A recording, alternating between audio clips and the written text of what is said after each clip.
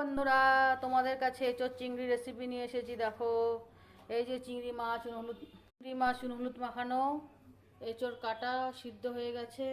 এই যে আলু আর পেঁয়াজ, এঁচোড় চিংড়ির মাছ ভাজছি। এঁচোড় চিংড়ি করবো, তাই চিংড়ি ভাজছি। এই দেখো বন্ধুরা, চিংড়ি এই যে ভাজা হয়ে গেছে। এই যে কড়াইতে তেজপাতা, জিরে, গরম মশলা, শুকনো লঙ্কা দিয়ে সোমবারা দিচ্ছি। এই দেখো, তারপরে দিয়ে দিচ্ছি এর মধ্যে পেঁয়াজ আর আলু দিয়ে দিয়েছি। সেটা ভেজে তারপরে এসেছি।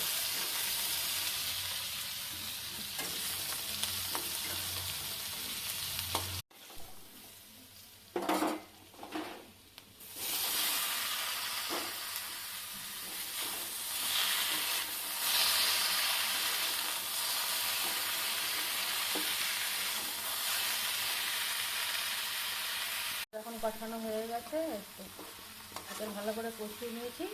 এই যখন গরম জল অ্যাড করবো, যে কোনো তরকারিতে না গরম জল অ্যাড করবে, দেখবে যে তরকারিটা না খুব ভালো মানে টেস্ট আসে। গরম জল দিলে, কাঁচা জল দিলে একটা দরকার চামচ আছে। এই যে জল দিয়ে দিয়েছি, তারপরে এখন এটা ফুটুক, তারপর তোমাদের আবার দেখাচ্ছি। হ্যাঁ বন্ধুরা।